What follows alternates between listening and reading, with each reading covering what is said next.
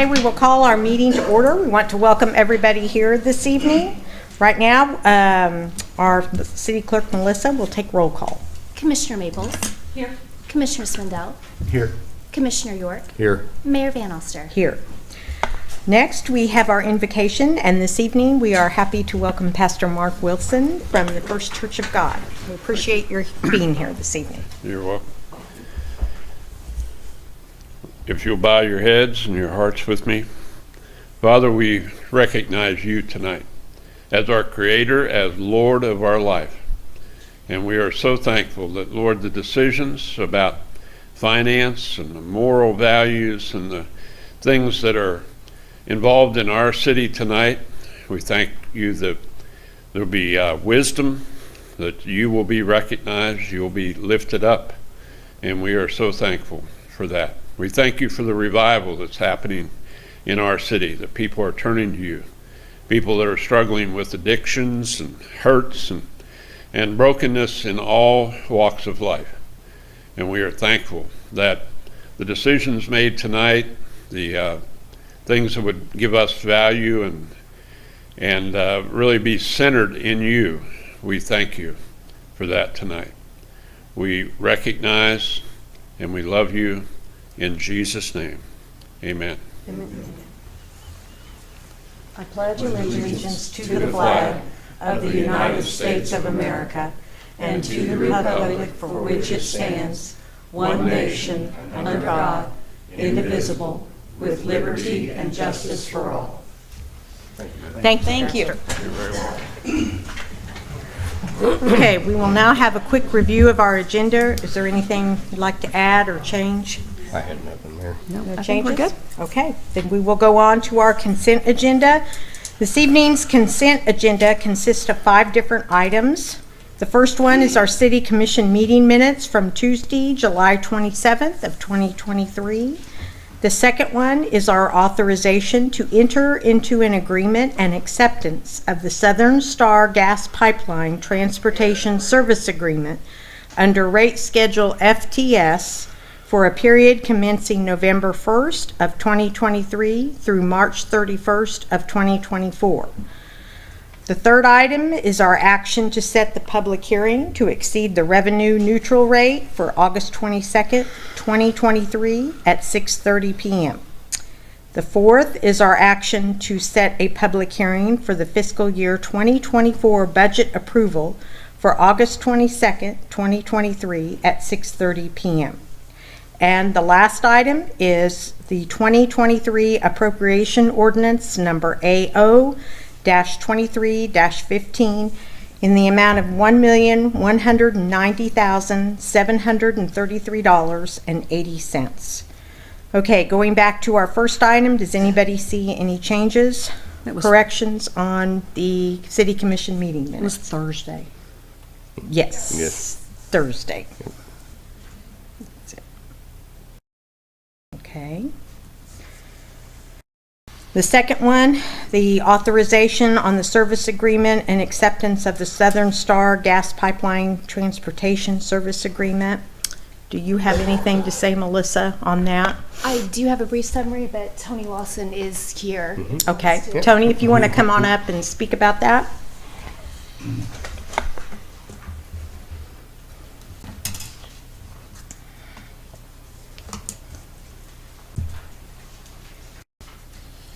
Mayor, Commissioners, this is agreement with KMGA. It's with Southern Star Pipeline. Since we aren't a member of Southern Star Pipeline, this is a contract through KMGA. It's for a firm amount of gas from November through March.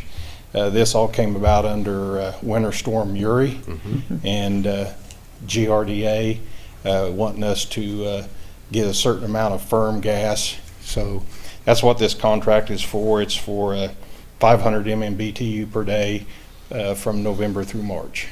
Okay. This is actually a continuation of an existing agreement? Yes, this would be the Yeah. third Yeah. year that we had this contract, and it's worked quite well. Yes. Gonna watch this. Okay. Does anybody have any questions for Tony? Okay. All right. Thank you. All right, thank you. Thank you. Yep.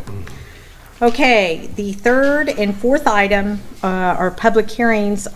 Since Melissa is the one that is taking care of that as far as publication and so forth, I will turn that over to her now so she can talk about that. As you're aware, the Kansas legislature passed SB 13 and the trailer bill HB 2104, establishing the revenue neutral rate, or RNR, for the purpose of increased transparency regarding the amount of property tax levied. The process to exceed the RNR is that the city must give notice of intent to exceed to the county, which the city of Coffeyville did after it was agreed upon at the July 11th commission meeting. The county clerk then provides notice to all taxpayers, and then the next step is to hold a public hearing to exceed the RNR to allow citizens an opportunity to present oral testimony, which is the action that's on our consent agenda this evening.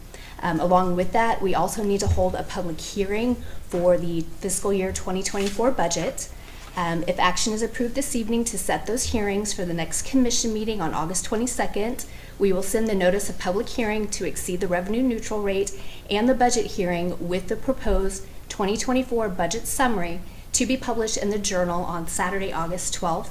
The notice will also be placed on the City of Coffeyville website, coffeyville.com, under the Government tab and the Public Legal Notice section.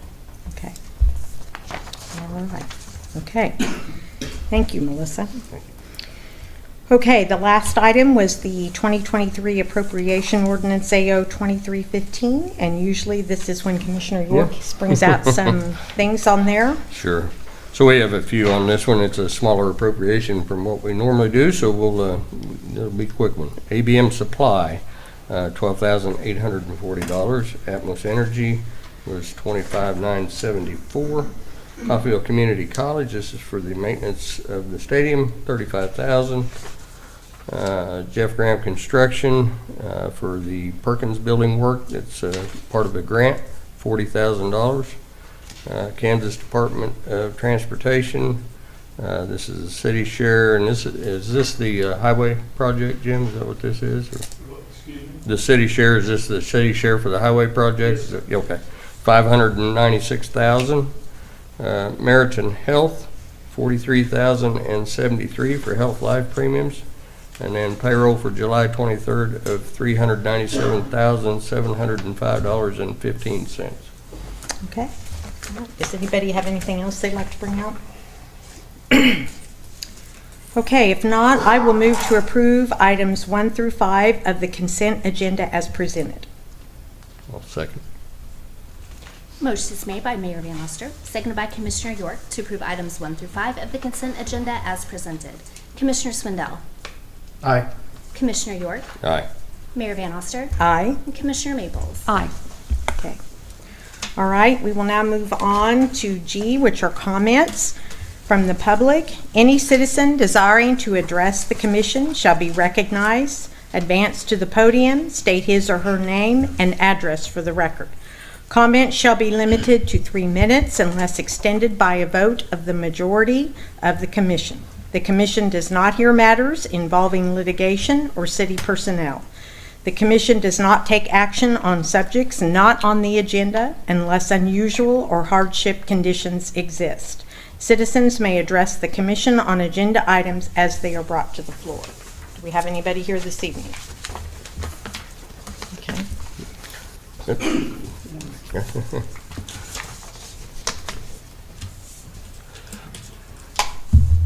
Chris Freund, 127 West 9th, upstairs. I am here today to actually make a request for the installation of 2 wrong-way signs at the intersection of 9th and Maple. My wife and I live right above the Twisters, the new Twisters gymnastics place, right across from the York. And my wife works from home, so she is able to look out the window while she's working, and we notice several instances a week where there are people traveling the wrong way down 9th, and that really concerns us, not because of we know to look both ways, of course, but there's not any signage right there at the intersection of 9th and Maple, and we think that would help maybe keep people from driving the wrong way. on Ninth, if there was two signs. There is a sign to the intersection of Ninth and Elm, which is right there by Terebinth. There is one wrong-way sign there, but there's not really indication if you're coming down Maple that if you turn right, you'll be going the wrong way. And we're also concerned with Pete's opening up soon that there'll be more traffic down that street, and that it would, more traffic leads to more people accidentally driving the wrong way. What we're thinking is there's two stop signs at Ninth and Maple, one on each side of the street. Anyway, with the signposts, would basically just be the installation of the sign, and hopefully, fingers crossed, that would help. So that's why I'm here to see if it's possible, if we could do something that I think that would be a good thing for the town. All right. You see it on 8th Pass. as well. I've seen them go the wrong way on 8th Yeah. as well, right? So, yeah. It's interesting just because, there's only, on 8th, there's only a block and a half Yeah, of yeah, it yeah. being one way, and then 2 blocks on 9th. So it's kind of an interesting little section of road anyway, Yes. but it might Okay. help. Who knows? All right. Absolutely. Thank you. Thank you very much. Thank you. Okay. Anybody else?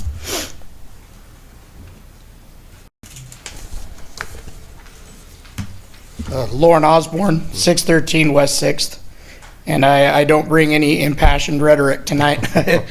But I do have a proposal that was built off of some studies done in the state of Colorado by their Department of Transportation, Highways and Overpasses, and a group of concerned citizens who are watching parts or detached structures, as Mr. York had called them, of a character of our city that are being removed because of a pest problem.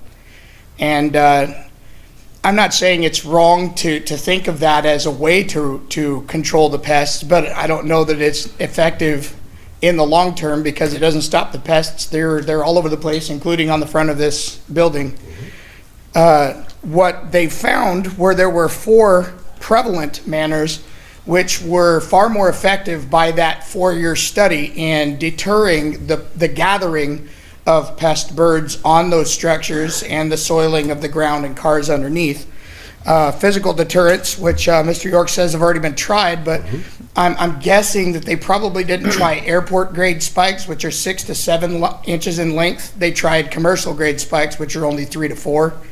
They come on a strip, they stick up like V's, and they're very sharp on the ends. Now, birds may be able to get their feet down between them on a 3 to 4 inch spike, but on a 6-inch spike, they're not going to land there happy. The second was structural barriers such as edge smoothing, glossing, sloping, utilizing plexiglass guards or netting.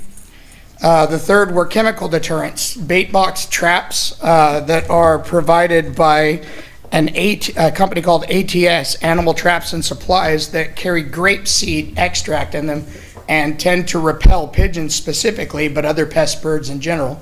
And then the municipal airport type of sonic and visual deterrents. Since the owls on the Sunflower aren't working, spinning metal strips, low energy LED lasers, sonic and ultrasonic devices called poppers. Those have all proven effective at municipal airports in decreasing the amount of bird strikes upon landing and takeoff. The group of concerned citizens that we have would like to see if there's a way to hold off on voting the contract for removing the rest of the awnings on 9th Street until we get a chance to study the effectiveness of this, because it will help us retain the character of our city and it will be much less expensive than a contract for a structural removal.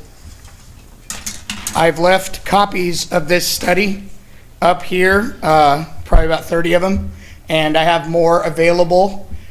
Miss Amy Dollar at Tourism has letters from concerned citizens, building owners, and business owners that are also part of this request. And before we move to the section at the end of this, I would just like to register that I would register an objection to proceeding to that vote today. That way I can spare you guys from me having to come back up here and say it then. Thank you. Thank you, sir. Thank you. Okay. Anybody else?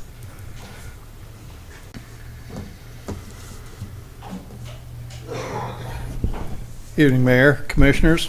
Couple of items. First, I previously sent you email, so you know what this one is about. It ties into your consent agenda number 4, and that's the public hearing for the budget approval. How do the citizens obtain a detailed copy of the proposed budget Okay. to look at I say I prior can to the answer- meeting? I can answer that. That can be obtained. You can fill out an open records request and submit it to the city clerk's office. Okay, and what's the Open records timeline request. for completion of that? 3 days, 3 days, three business days. 3 business days. So there is time to do that then? Yes, Okay, and so, that is available online, and then also you can pick it up in the city clerk's office. okay, all right. After the meeting's over, can we walk across the hall and get one? Yes. Okay, thank you. Second item. We have a suggestion. We discovered that the Friends of the Animals website does not have a method whereby an individual may contact a member of the board of directors. You can leave a post, but there's no way to contact a member of the board directly. Since the Friends of Animals accepts and the city provides funding to that organization, I think it only appropriate that the citizens be able to contact those people directly. So, if possible, have the members, that listing somehow created and put on the city website, so that if citizens had an issue or they wanted to communicate directly with members of the board, they could do so. At the present time, there's no way to do that. And then the last item, I'd been looking online and tracking and looking, trying to find when the agenda for the July 31st meeting for the budget work group, and it finally appeared online. I'm afraid it was much late. I would submit it appeared way too late for most people to be able to make plans, because I downloaded that document as PDF document that was posted online. The actual file name was 07-31-23 special budget meeting agenda.pdf.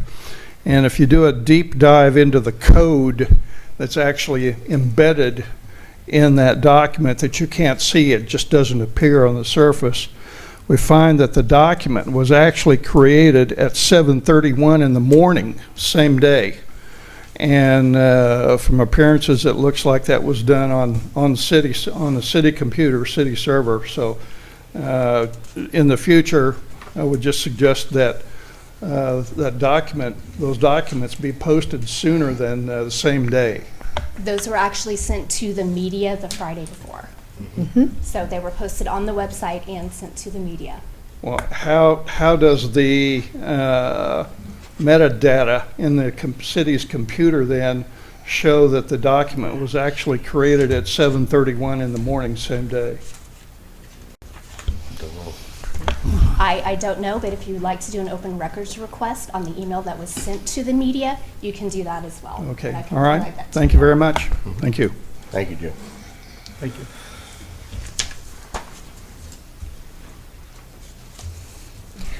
Okay, we will now, oh, I'm sorry. Yep. Good evening. Good evening. Crystal Lure, 814 Trumbo Street. I've been out of town for quite some time, and I noticed coming since I've been back almost 3 weeks now, coming back into my hometown that I hadn't been in a while.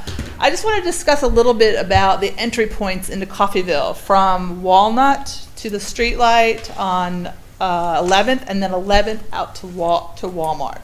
Because I feel like going also east, those are our main points when people come into our town and what they see. And I've talked to a few new people that have gotten letters for their grass overgrown and stuff. I was one of them, which I take responsibility for and have taken care of it. But I've noticed, like, let's talk from Walnut to 11th. Like, there's the car wash on Walnut. The whole 3 weeks I've been here, it is so overgrown, and it just looks really bad when you come into Coffeyville, because that's an entry point coming in. There's a few other places also that's like that. I mean, we're talking grass this high. We're not talking 6 inches. Also from Hong Kong, where the Hong Kong Chinese restaurant used to be the Family Dollar, whose responsibility, I want to know, is it for the grassways between, there's a sidewalk, there's a sidewalk, and then there's that grassy area, then there's the street you drive on. Is that city property? Is that owner property? Do you know? I believe it'd be owner. Owner Yes, property. Yeah. It's city property or owner's property? I believe it'd be owner. yes. Okay, well, the I don't know why they're not tending that, weed eating it or tending it, because I noticed from Hong Kong to Family Dollar, and Happy Nails the same way, in front of KFC's the same way. There's a lot of that going on. And that's like our main road that people see, I feel like anyway. When I haven't been in town, I saw that, and I'm like, what's going on here? The other thing I wanted to ask about is there's a pothole at the light in front of the old Walmart in Brahms. It's gotten really deep. Matter of fact, there was a car on the side of the road. Do you know the one I'm talking about? I do, yes. The car was I an drive it every out-of-state day. plate. It was either Texas or Missouri. I didn't really pay attention. I just asked if they needed help because they tried to pull into the old Walmart parking lot where Taylor Crane is. They got a flat tire from it, and I didn't think that looked very good for the city because it's been going on for a while. So there we can fill it. I can take a tree and plant it there so no one sees it. We can put a cone, something, because it's really gotten worse. I drive out that way all the time, and I have to kind of miss it. And at night, I'm sure you can't miss it because there's not a light there. So that was my questions about that. And then also I want to thank you guys for the parks and the pathways because they're awesome. I have used all the pathways when I ride my bike in the morning and not on bikes. I wanted to know if bikes were allowed on these new pathways. Because I have a granddaughter who's going to 5th grade that wants to ride her bike to school, and I'm not letting her ride in the road. So I want to know, do you guys know, has anyone asked you? Thomas, can you address that? Thomas? It's a walking, biking path. Yeah. So they are allowed. Okay, 'cause I didn't let her ride it the other day. So, and when I've been on, I've just walked on it. Okay, thank you. I wanted to know that. That's it. That's what I wanted to know. I just would like to see those 2 entry points just really kept up a little more. So, because that's where you're coming into town, and like I said, not being there for coming into my town for almost a year. That's the first thing I saw. It was just like, I understand the rain and stuff. I'm sure that's why I got mine too, because of the rain. We didn't mow, but I think they could do a little better on that, so we can bring businesses into our town and get people to see that our town is clean. You know, try to keep it clean. Thank you. Thank you. Thank you. Thank you.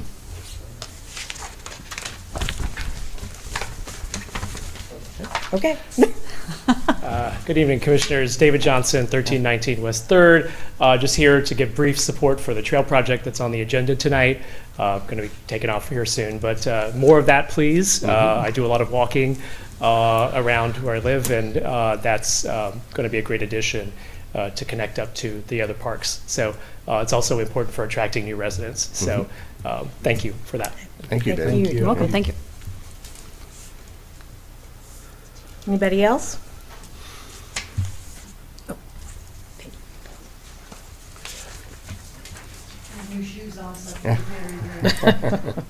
I'm Peggy Steele, 1119 West 9th. 2 things. I'd like to give support for tearing down the awnings.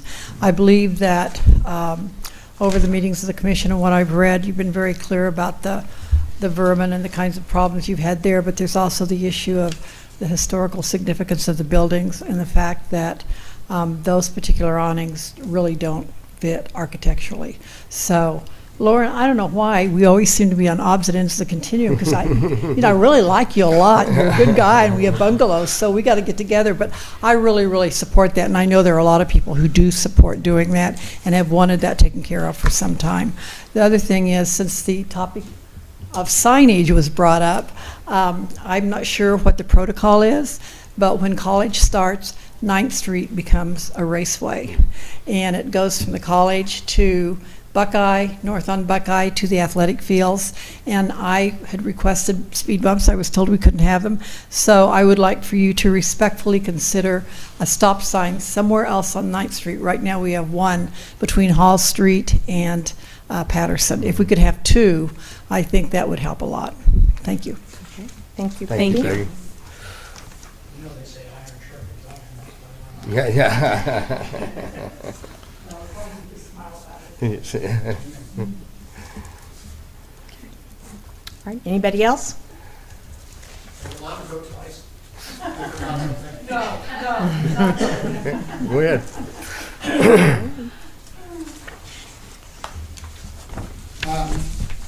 My wife and I noticed when we moved down here in 2020 that there's a lot of support for the businesses, including the businesses like the breweries up in Independence and the bars here. And both Coffeyville and Independence have their own version of the pub crawl that they do to celebrate the brew works that they have. And my wife and I have been talking with some of the area churches and with other parents. And with the number of parks that we have in a closed area here, and the number of parks that are in Independence, which is a very short distance away, we would like to see something on the lines of an organization of a park crawl, which would be open to parents and grandparents and, you know, siblings bringing kids and getting them to experience all of these new updates we're doing to all these parks and all of the significant characteristics of each park so that they would appreciate them more. That may reduce our problem burden with the graffiti and the damages to the parks, because one, they'd be a lot more populated during that time, and two, people would have a greater appreciation for what they were experiencing. It's a great idea. Okay. Thank you. Thank you. Thank you.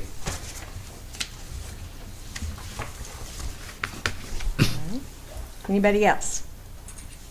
Okay. We will now move on. Next item, we have regular agenda items, and we have public hearings, special presentations, and proclamations, of which we have none this evening.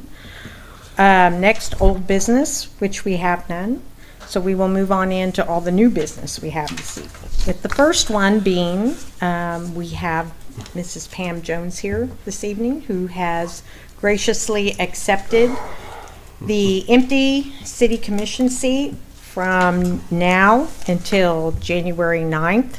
And then whoever wins the election, and we'll take over. But she is graciously going to do this, and we appreciate it. She's been on the commission before, and she knows a lot about, we went over the budget, of course, with her, or all of us did, and knows a lot about what, and keeps in tune of what's going in Coffeyville. So right now, our city clerk, Melissa, will swear Pam in.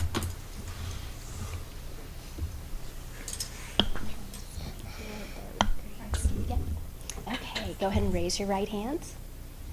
I do solemnly swear that I will support the Constitution of the United States and the Constitution of the State of Kansas, and faithfully discharge the duties of the Coffeyville City Commission. Congratulations.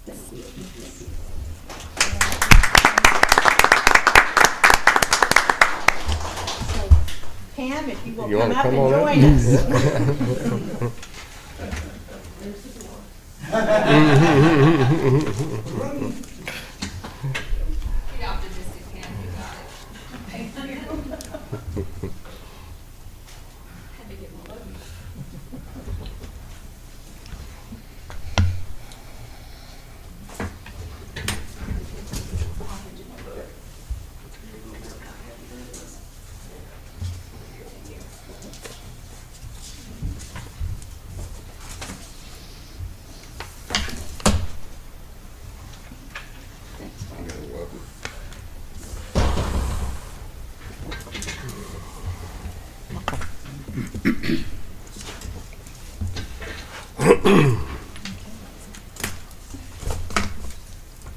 All right, are you ready?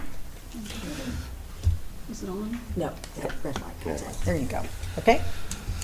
All right.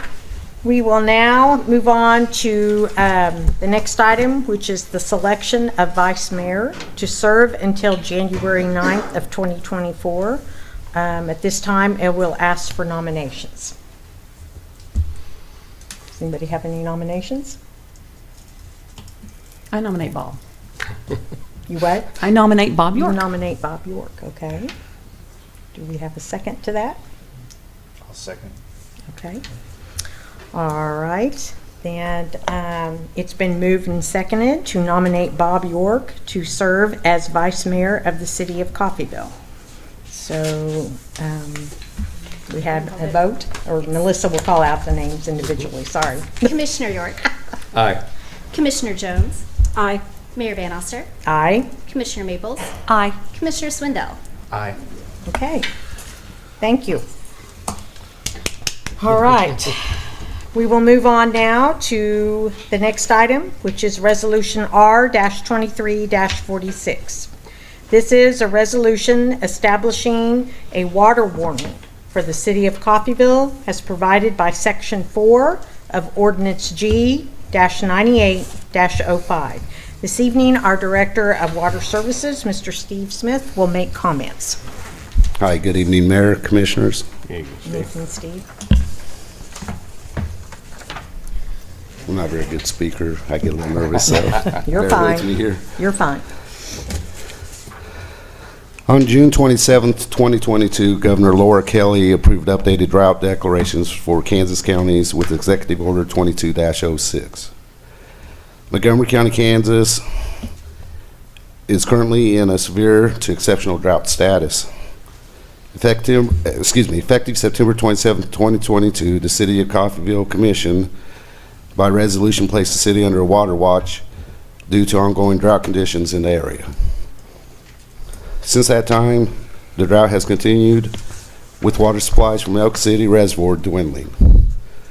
On July 31st, 2023, the Kansas Water Office issued a Stage 1 water watch for Elk City Lake, citing the declaration of a water watch is based on remaining water marketing storage in Elk City Lake.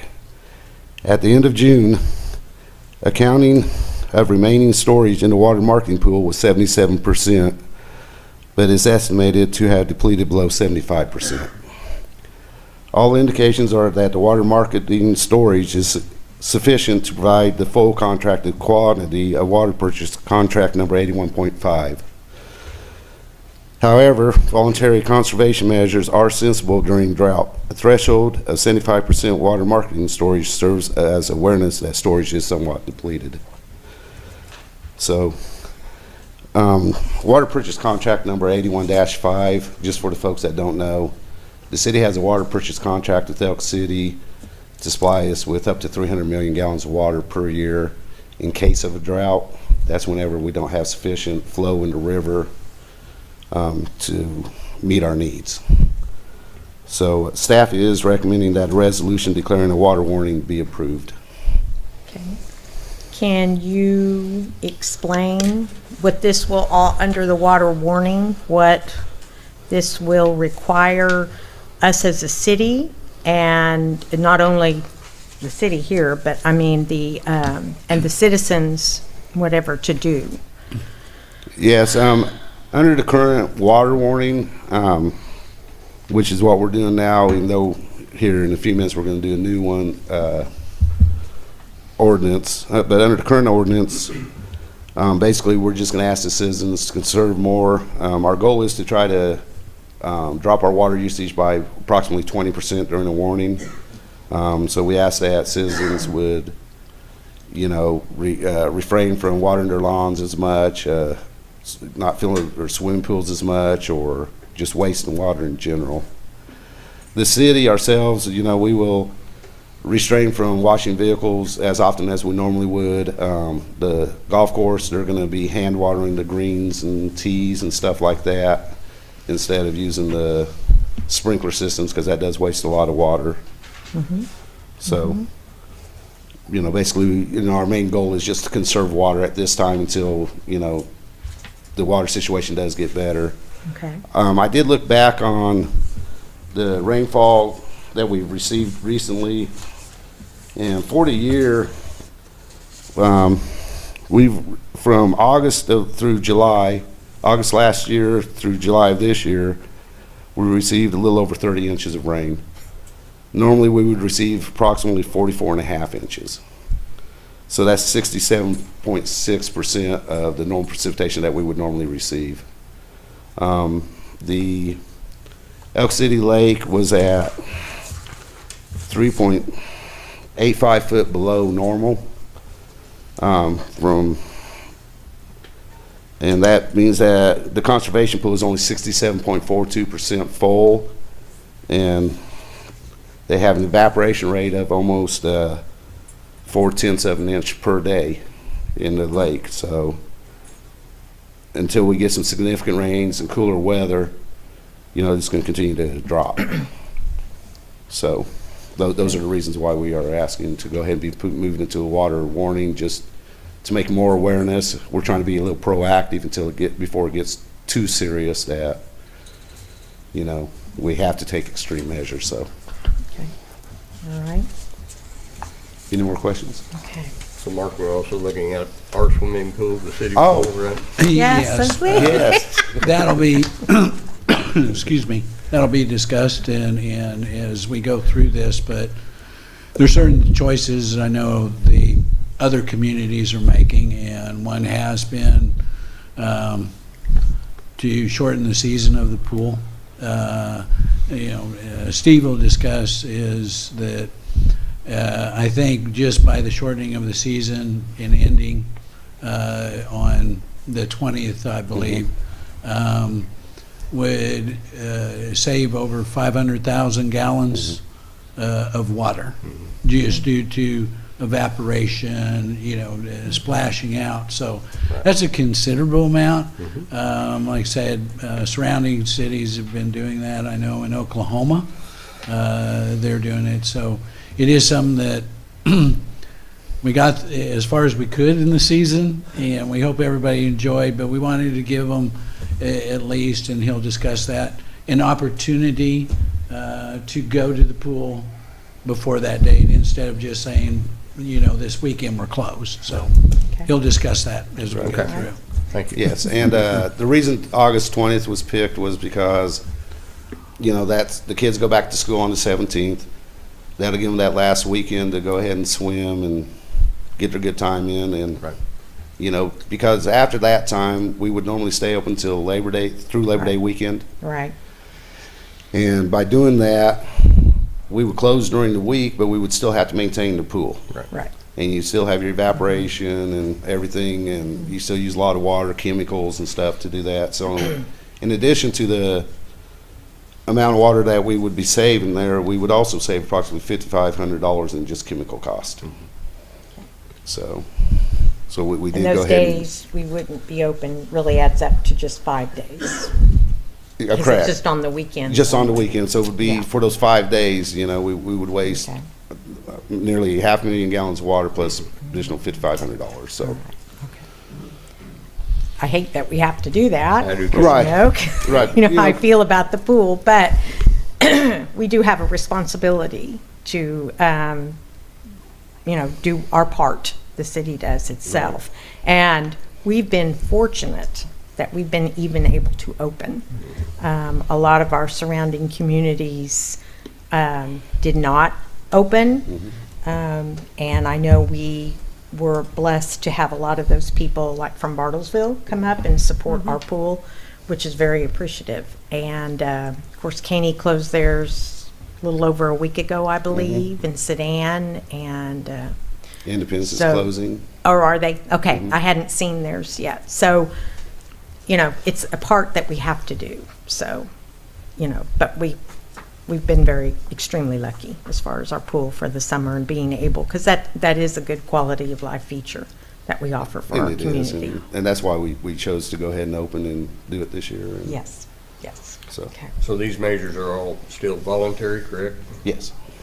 Yes, at this time, and we'll get into that later, but once we pass the new conservation and everything, any resolutions that would be passed after that time would fall under those new ones, which will be a little bit more strict than what we have right now. Okay. Okay. And that's why we're doing this now, because it'd be less impactful on our community right now. Okay. So, Okay. All right. Anybody have any other questions for Steve? Okay. Yes, Jim. Yeah.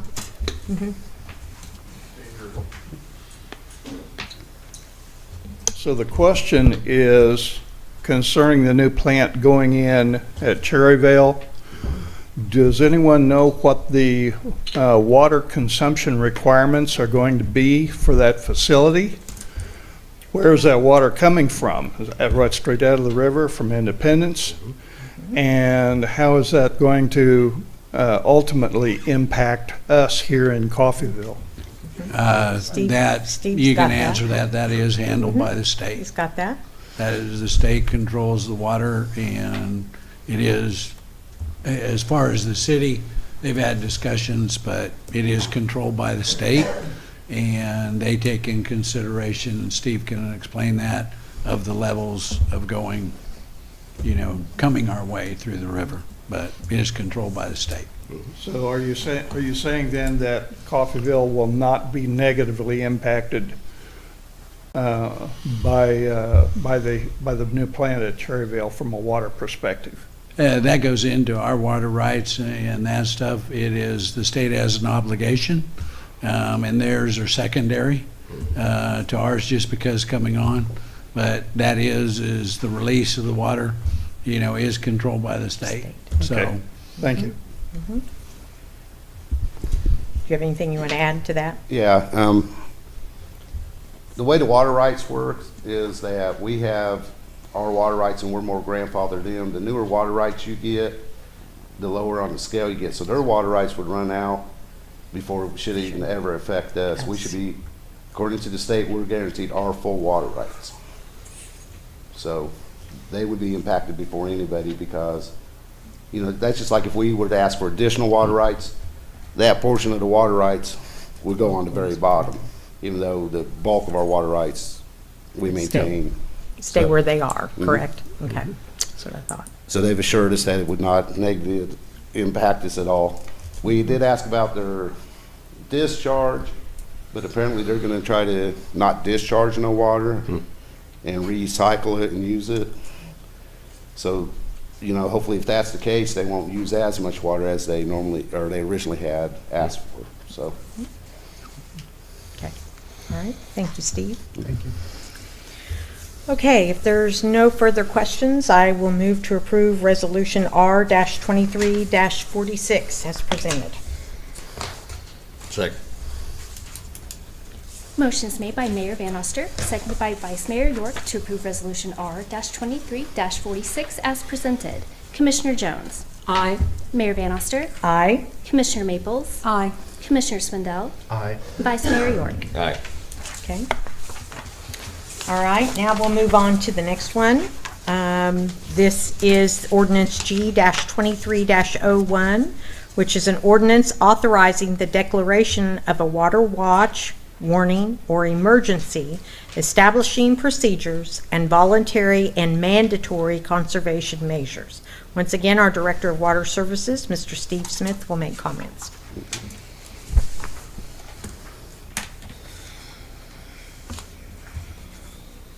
I'm gonna go out of place here just a second.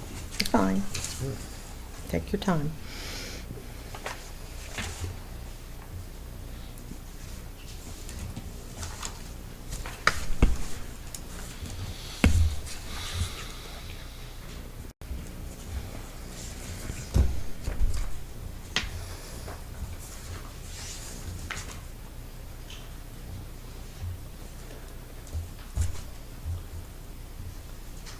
Due to limited water resources available within the state, the Kansas Water Office requires water suppliers within the state to update their water conservation ordinances as needed.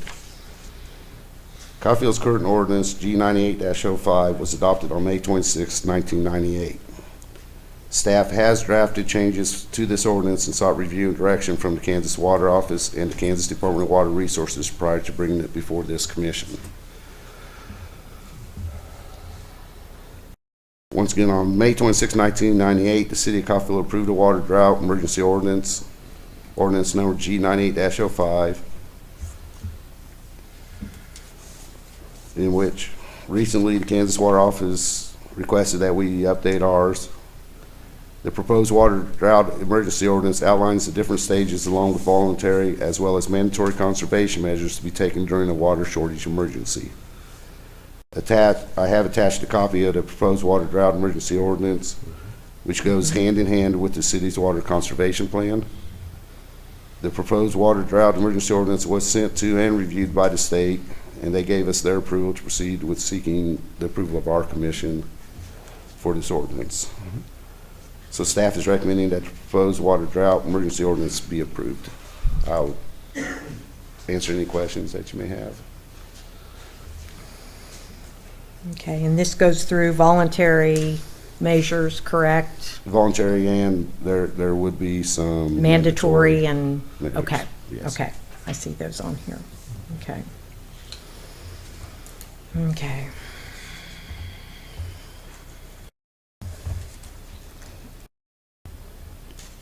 Well, Steve, if you might tell them on our water conservation due to the 300 million gallons. So all water is metered. So in other words, this, in a sense, our conservation will be rewarded by the less use of water. Yes. And so it's not all for nothing, it's just sitting there. We have so many gallons of that water that comes down. We purchased extra water in case of drought in the amount of 3 million. So instead of saying, well, we're all watching the water and doing the right things and conserving water, we are rewarded for that because of the water being metered. And that is the state, which we have to report our water consumption or draw. It pays off for the city by extending that emergency use of 300 million gallons. So everything that we do does help. Steve, can you cover what the mandatory pieces of that would be? Sure.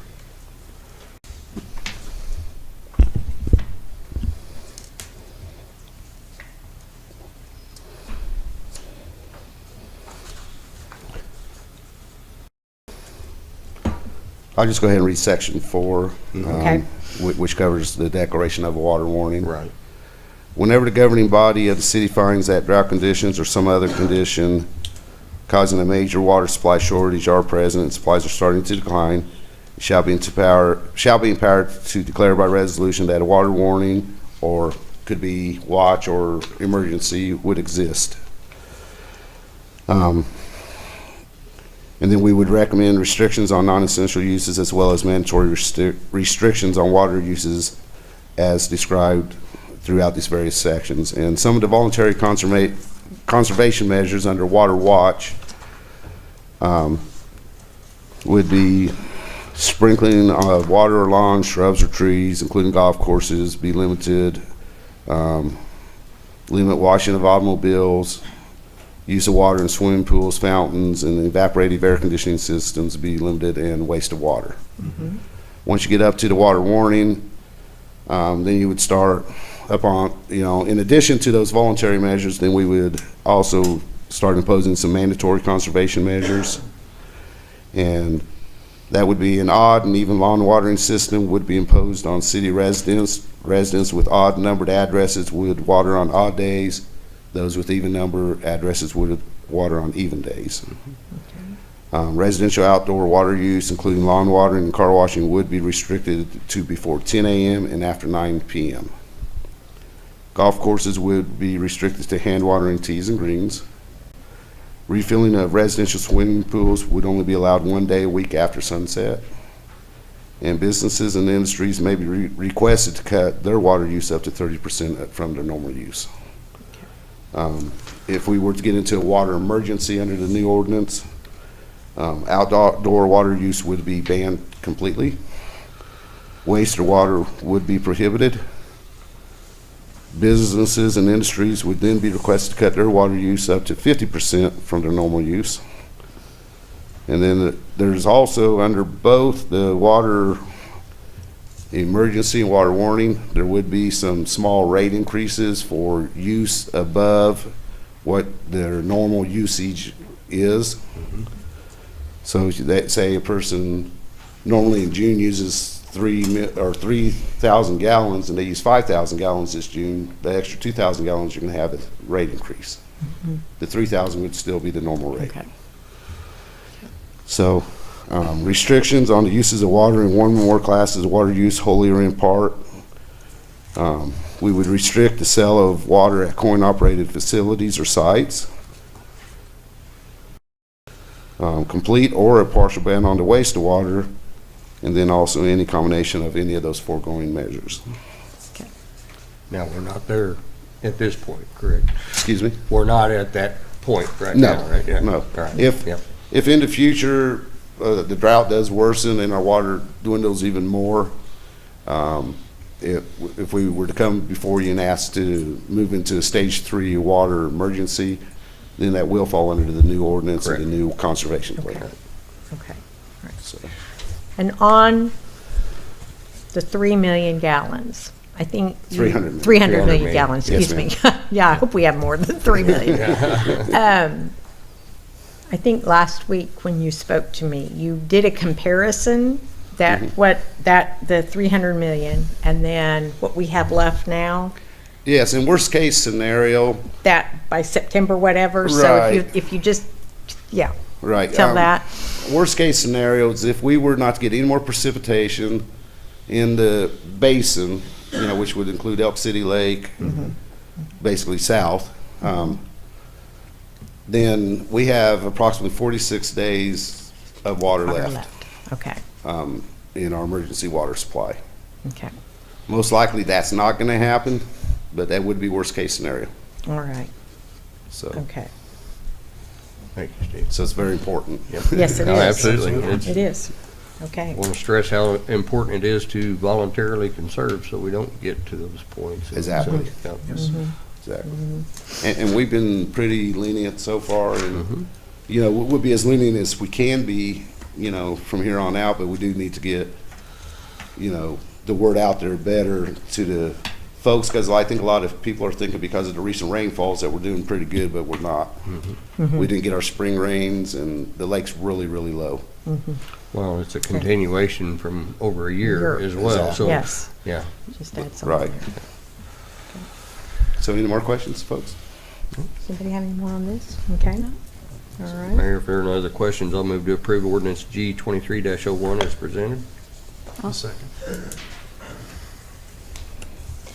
Motion is made by Vice Mayor York, seconded by Commissioner Swindell to approve ordinance G-23-01 as presented.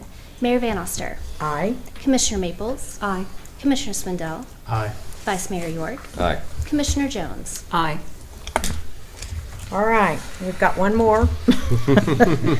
Resolution R-23-47, which is a resolution to adopt a municipal water plan for the city of Coffeyville Water Utility. Our Director of Water Services, Mr. Steve Smith, will make comments on this. Mayor and Commissioners, the city of Coffeyville approved a revised water conservation plan back on August 22nd, 2006. Once again, the Kansas Water Office had requested that the city update our water conservation plan prior to beginning discussions on the city's water purchase contract with the Kansas Water Office for release from Elk City Lake during times of needs, what we were just talking about. The proposed water conservation plan is divided into two sections. The first section deals with long-term water use efficiency. It delineates plans for public education, which you could find on page 5 of it, and plans for the city management conservation practices, also on page 5 and then 6. The second section ties directly with the ordinance, which would be page 9 to 11. They delineate 3 stages of water shortage based on conditions of water supply and demand. Each stage is accompanied by a set of conditions which trigger the stage, goals to be achieved, and actions to be taken to achieve the goals. The 3 stages listed from least stringent to most stringent are water watch, water warning, and water emergency, which we've already been discussing. Attached is a copy of the proposed water conservation plan. The update includes changes to triggers and actions, updated status of actions taken by the city to date or to be implemented in the near future. Also attached is a proposed resolution formally adopting the water conservation plan. The proposed water conservation plan was sent to and reviewed by the state, which after a few minor recommended changes, gave their approval to proceed with adoption of the plan. Staff is recommending that the proposed water conservation plan be approved and adopted. I'll answer any questions you folks might have on this, Okay. or I'll try to. No, you're fine. Last time this was updated was in 98, correct? 2006 on the conservation Six. plan. Okay, on the 98 conservation plan. ordinance. Yeah. Okay. You did a very thorough job of putting this together, Steve, so Well, I thank did you. have staff help with it, so. Yeah. Okay. Once again, very important. It's a lot to read. There's a lot to go through. Yes, it is. I don't think we realize until you look at a document like this how important that everything, all the key pieces are Exactly. for our water and how we maintain it and manage it and so forth. So, does anybody have any questions for Steve about this? No. Mayor, I have none. If there's no other questions, I'll move to approve Resolution R-2347 as presented. I'll second. Motion is made by Vice Mayor York, seconded by Commissioner Maples to approve Resolution R-23-47 as presented. Commissioner Maples. Aye. Commissioner Spindell. Aye. Vice Mayor York. Aye. Commissioner Jones. Aye. Mayor Van Oster. Aye. Thank Thank you, you Commissioner. for everything. Thank you very Yes, much. thank you. And thank you for keeping us updated as well, Steve. It's been doing a good job of that. Okay, we will now move on to item number 6, which is Resolution R-23-48, which is a resolution to authorize an agreement with Asphalt Tree Expert Company for line clearance tree trimming services for the City of Coffeyville Electric Utility. Our Superintendent of Electric Distribution, Mr. Steve Pratt, will make comments this evening.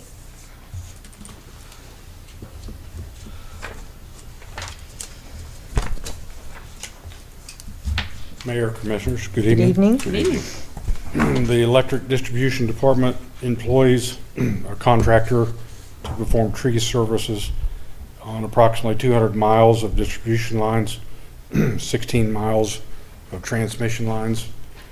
A request for proposal was issued on June 2nd, 2023 for hourly rates for a 3-man crew plus bucket truck, chipper, and hand tools.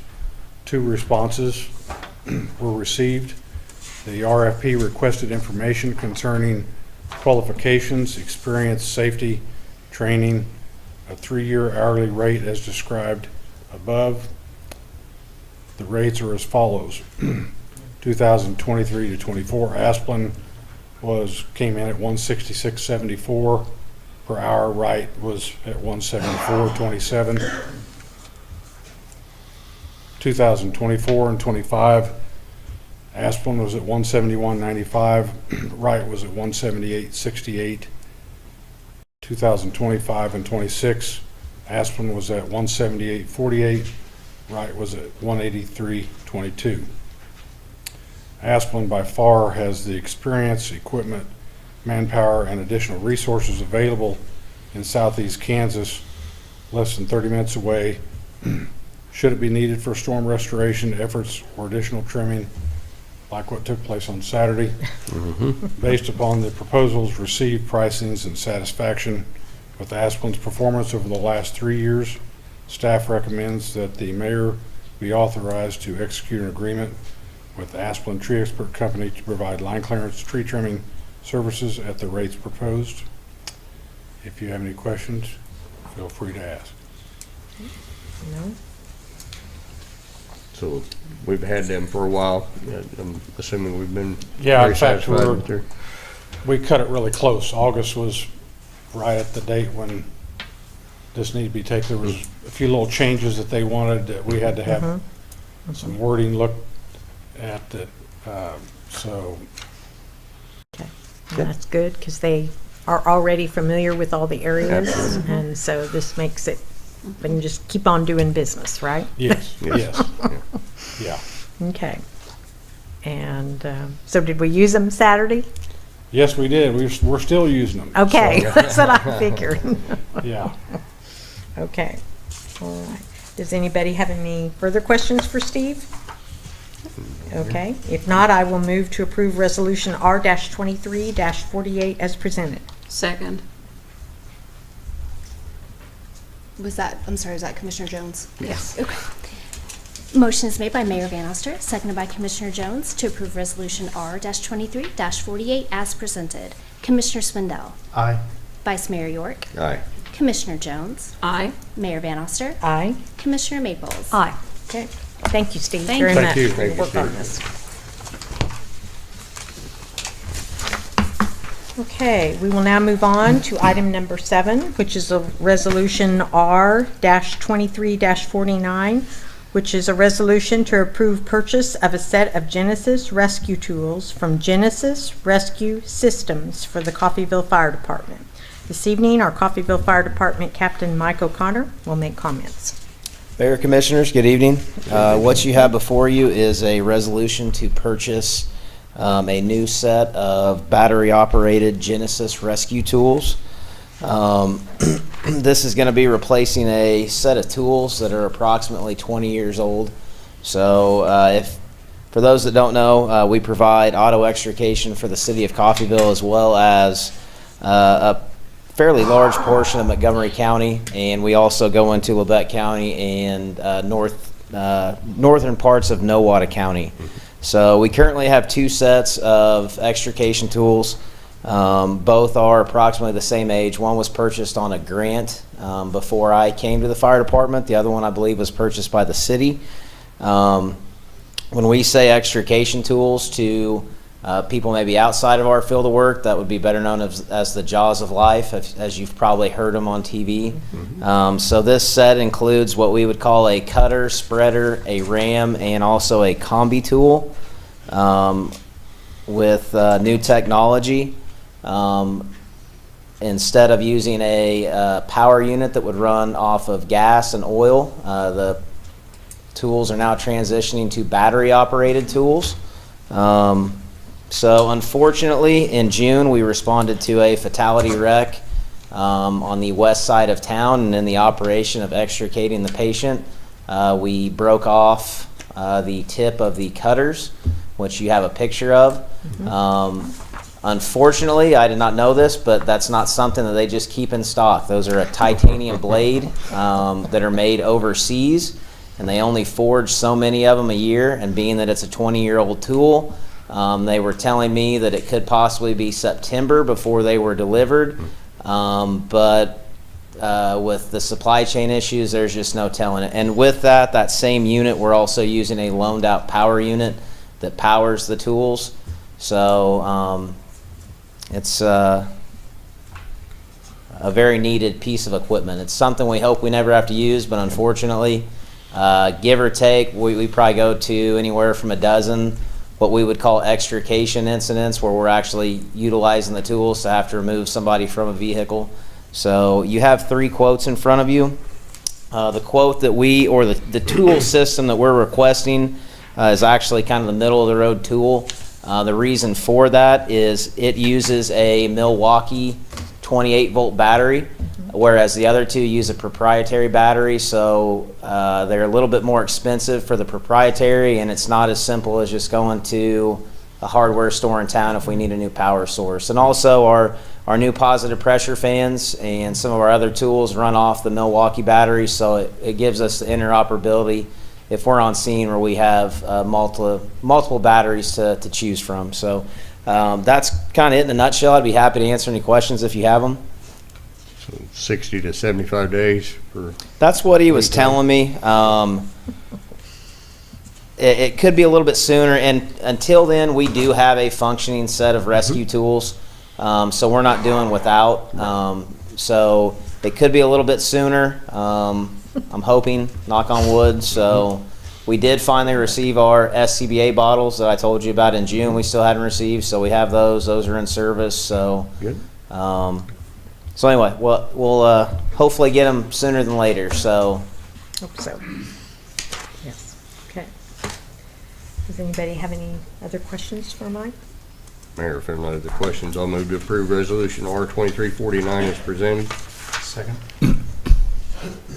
Motion is made by Vice Mayor York, seconded by Commissioner Swindell to approve Resolution R-23-49 as presented. Vice Mayor York. Aye.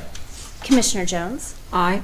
Mayor Van Oster, Aye. Commissioner Maples. Aye. Commissioner Swindell. Aye. Okay. Thank you. All right. Thank you. Thank you, Good Mike. evening. Okay, next on our agenda, item number 8, we have Resolution R-23-50, which is a resolution to authorize the execution of an agreement with the Kansas Department of Commerce for a CDBG trail grant. Our Director of Engineering Services, Thomas Osborne, will make comments this evening. Good evening, Mayor and Commissioners. Good evening, Tom. Hi. As you may recall, earlier this year, we applied for a CDBG grant through the Kansas Department of Commerce for a trail improvement system.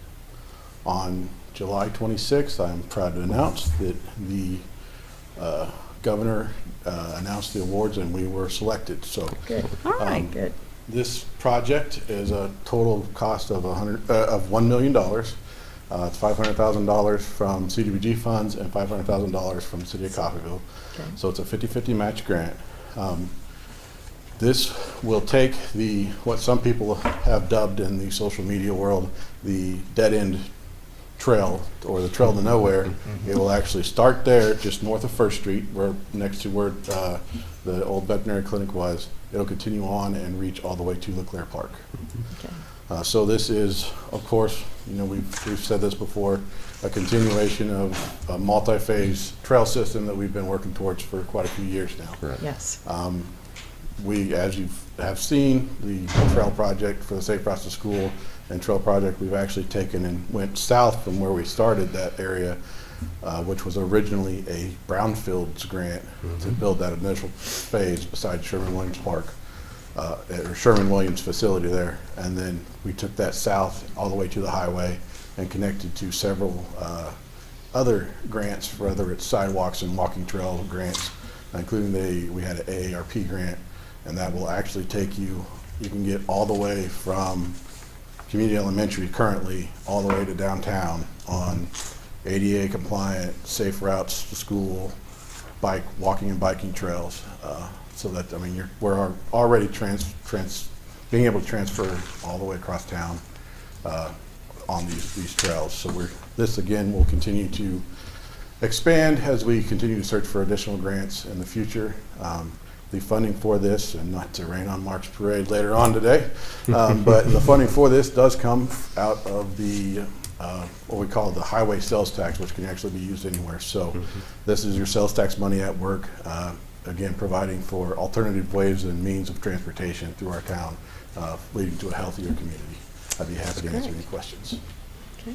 On one other additional note, if we approve and accept the grant, this does activate the agreement with BG Consultants for the trail design, as well as the agreement with Southeast Regional Planning Commission for grant administration. And those funds for both of those items are built into the grant. To this? Yep. Okay. All right. Okay. Well, this has been a long time coming, I know. And like you said, it's the trail to nowhere, and now it will lead to somewhere, so this is good.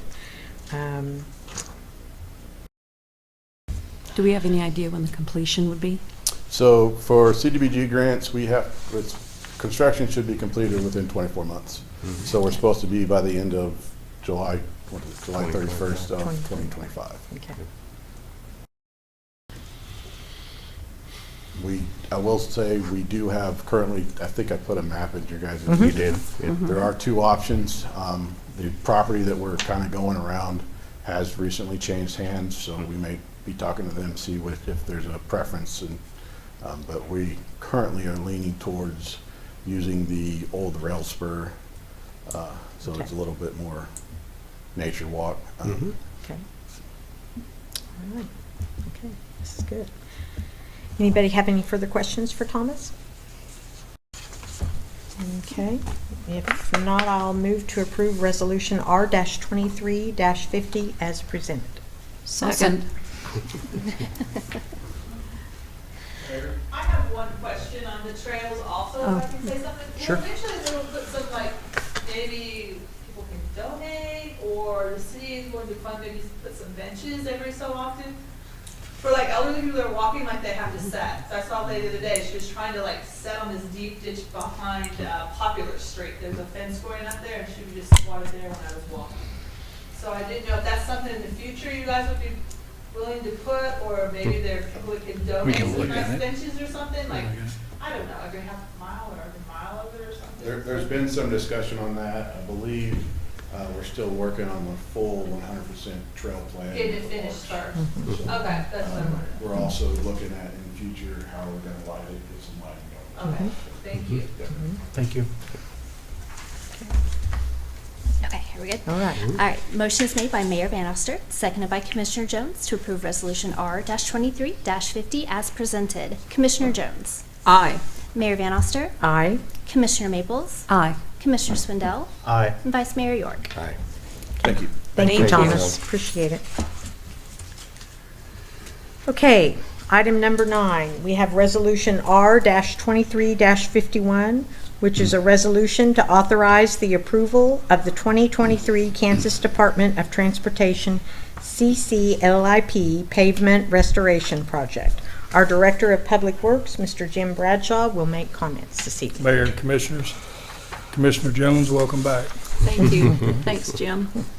Commission, on February the 25th of 2020, the Commission approved the submittal application and engineering estimate for the 2023 Pavement Restoration Program through KDOT. The city's project was accepted and design agreements were put in place. Once design was submitted and approved, KDOT set the bid opening date for July 19th of 2023.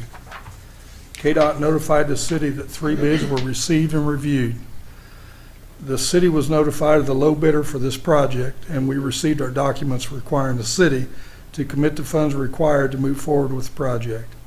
The pavement restoration project is for replacement of approximately 950 feet of Highway 169, beginning approximately 563 feet south of the center line of 15th Street, where the concrete surface transitions to asphalt on US 169 South Walnut. Deadline for the acceptance of the agreement is August 11th, 2023. Staff recommends the approval of the agreement for FY 2023 KDOT C-CLIP pavement restoration on 950 feet of Highway 169 with costs as follows. KDOT max share, $1 million. City's max share is $596,000 for a total project cost of $1,596,000. Included with my staff report is the authority to award contract, the construction and engineering worksheets that they provided, and a map showing the phase of the work on South Walnut. Try to answer any questions you might have. Just full depth replacement? Yes, sir, along with curb and gutter. Right. And it also includes stormwater improvements. It's amazing And how expensive it's gotten. It's Yeah. expensive. Yes. our funding comes from where now? This will come from the highway sales tax. Sales as tax well. too? Yes. Okay. All right, and approximate start? I mean, I know that an end date is got, From conversation with KDOT, as early as Friday, they're wanting to do, with conversations with them last Friday, they're wanting to have contracts in place no later than the second week in September, hopefully with construction to begin October 1st. okay, And they're looking at a 90-day project, working day contract. okay. All contracts are ran through KDOT along also with the engineering inspection services. Okay. That section certainly needs attention. Yes. As does it the does. next one that we're looking at, right? So, And we've yeah. already applied for the next Right. phase. That was applied for in March. It hasn't been awarded yet, or we haven't been notified yet of our project being chosen. Okay. But that can come at any time. Right. All right. Okay, does anybody have any further questions for Jim? Okay, if not, I'll make a motion to approve Resolution R-23-51 as presented. Second. Motion is made by Mayor Van Oster, seconded by Vice Mayor York to approve Resolution R-23-51 as presented. Mayor Van Oster. Aye. Commissioner Maples. Aye. Commissioner Swindell. Aye. Vice Mayor York. Aye. Commissioner Jones. Aye. Thank you, Jim. Thank you. Okay, next item on our agenda, item number 10, is Resolution R-23-52, which is a resolution to authorize the issuance of a purchase order for the downtown awning removal project. Our city manager, Mr. Mark Hall, will make comments. Mayor, Commissioners, I know this is always a sensitive subject, and I would say from research, the awning that is currently on the south side was involved in urban renewal. It is one of those that at one time the question was, is the awning is the responsibility of the shop owner. Then it became the awning is a shop responsibility of the city, and this is went back and forth for many years, and it is one of those that what I have up on the screen is just kind of a starting. If you look at the top right, this is on Walnut, and we'll just kind of go around. If you'll notice, there's missing tiles on all, and of course the guttering, but it is, as you move around, and you'll keep noticing that clay tiles are missing, which there's evidence of they're on the ground. There is a gap between that where pigeons, but it is one of those that, as this has been looked at for many years, as far as there is a very close food source. It is one of those that's something that we'll always have that problem. And if you look on the north side, and especially early in the morning, the pigeons light on the north side, but it is not in the condition that they can utilize, which is with the awning. So that is an apparent, staff looked at, is the sidewalk on the north side, since that awning was removed in previous years. I believe it was around 15 that awning was removed, but there's considerably less pigeon waste on the north side. So as we move around, I think if you notice in the second picture that tiles have already been removed. This is they've been removed. I believe, my understanding was the shop owner at that time, because of this confusion of whose responsibility is whose, those were removed. We keep moving and around, and you can see again where tiles have been removed, but you can also start noticing heavy damage, and especially the corner of Maple and 9th Street, is if you look up, there's total sections missing.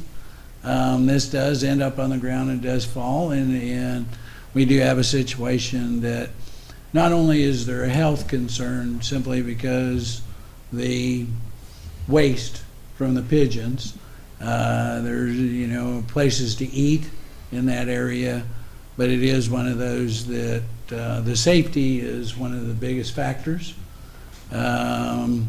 The pigeons, like say, is as far as their light, like say on the north side, they light on the top of the building, but there's considerably less waste simply because the awning was removed. If we go around, if you look going around the corner, there used to be, and this was a few years ago, you can see in the center, and that is, this is the Maple, is there used to be a large, and it was a dead tree. That was considerable damage, and you can see the awning coming down and then all the missing tiles. So this is, and what is proposed is understanding that the city passed a sales tax which considered to downtown. Within that is in the parameters, the city has a 50-50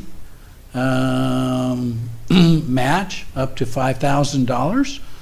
And one of those that they can choose per year is facade.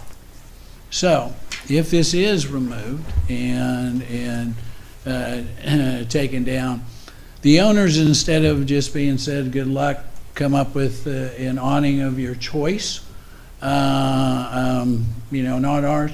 There is a program that they can apply for some assistance. And I feel that's a thing that the voters passed with the intention of bringing bringing back downtown. There's currently things being looked at as far as businesses. We have some investment in downtown.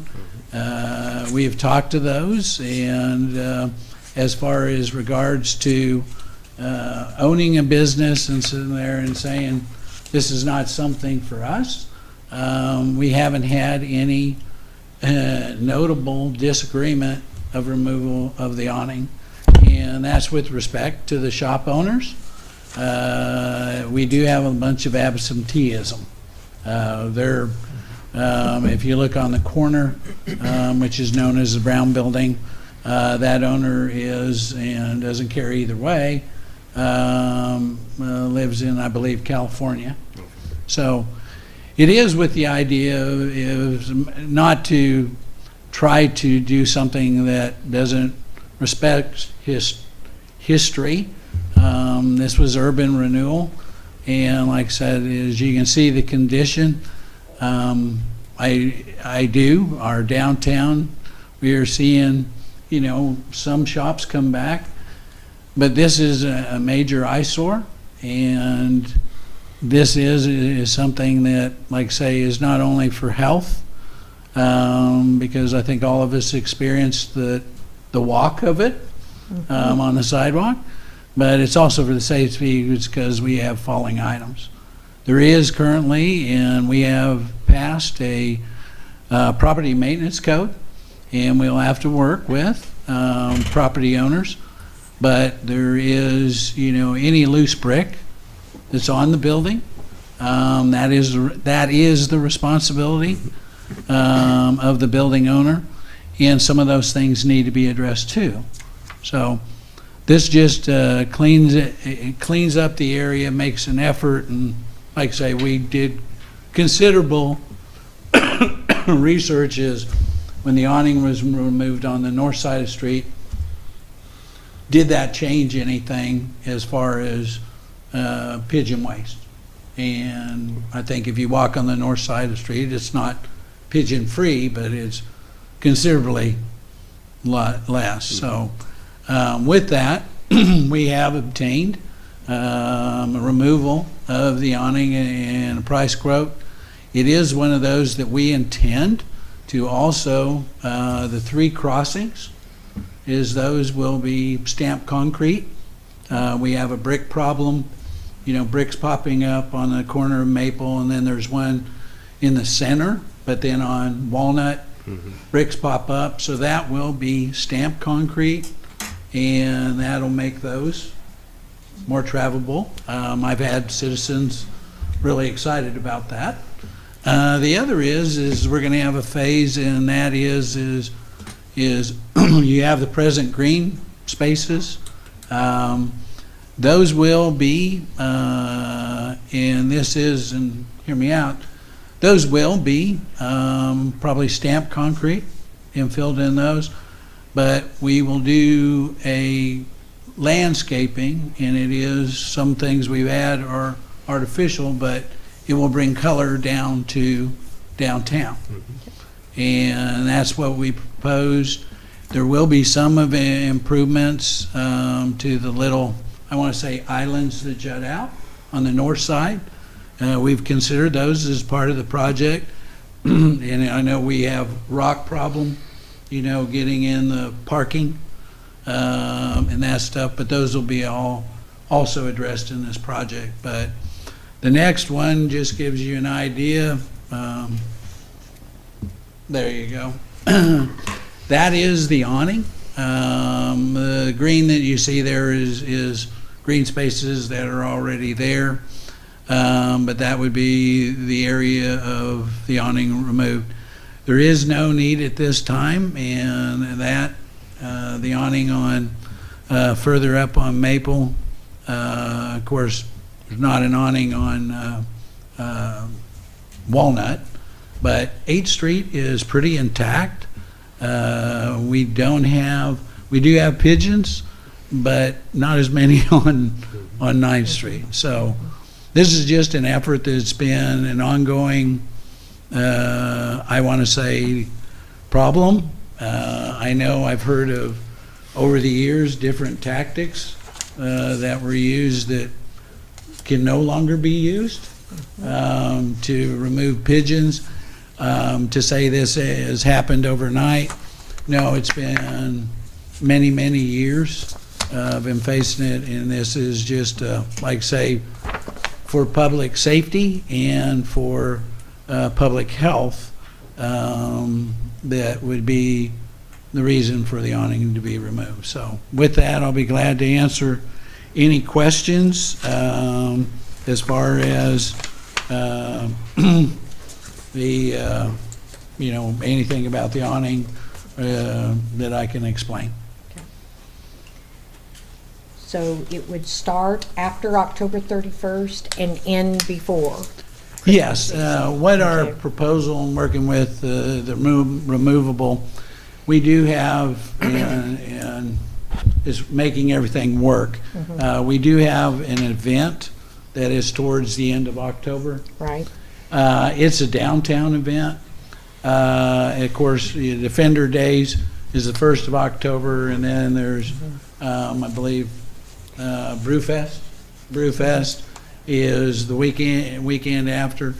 So what we propose is that it'd be after October 31st, after the last event. And what we'll do is we will move across. We will, for safety's sake, use snow fencing. But it is one of those that first you'll see tiles being removed, then you'll see decking as we move on, because we want to keep businesses open. So there'll be openings for businesses to go through. It is one of those, once everything is removed, tiles and decking, then we have another phase, and that is going to be, in learning about this, is the around the columns is, of course, concrete. It is in a square, and we will have to cut that. The thing is under the concrete is a bolt pattern. And so these are not only, you have the concrete, but you have the bolted columns. What we would do is staff will remove the concrete, and then as columns are removed, they'll remove the bolts. This was last year when this project was done. The electrical, which I think they learned from the previous removal, that has been all disconnected. So that was last year, we were looking at this. Last year, it came in, things just working out. It couldn't be done, and then, of course, now knowing that there's a fund to actually assist, in a way, business owners with the facade. So it's kind of been something that's been discussed and looked at, but then also in timing-wise, we now have a funding source to help downtown businesses should they wish to improve their facade, if they wish to, go with, and I think, you see in Independence,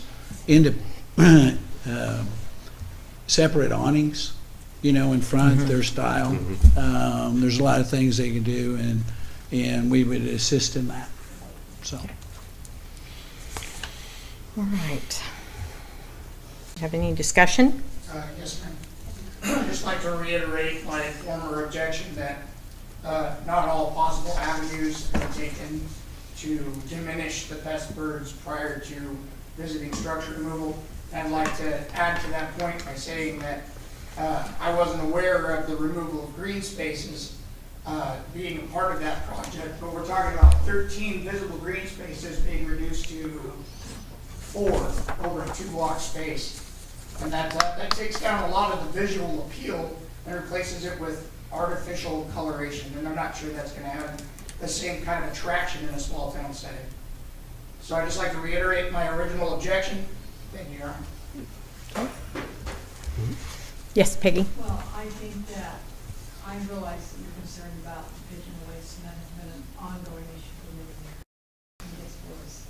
But we're also concerned about aesthetics and the whole historical significance of downtown. And I think most of us agree that if we could do it over again, we can have a talk about maybe something about the stories the face of those buildings, and now we're going to try to bring it back.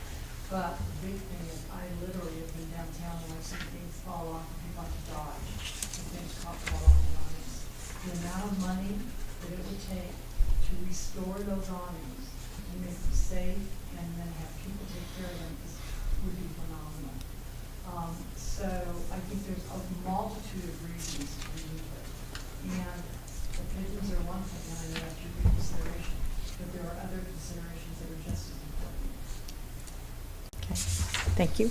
My concern is once these awnings are taken away, which I'm kind of for that in a way too, traveling around like a lot of historic towns that I've seen, they've taken their awnings down. They've done a lot of independence and they've put small awnings over the businesses, and it kind of adds character to it also.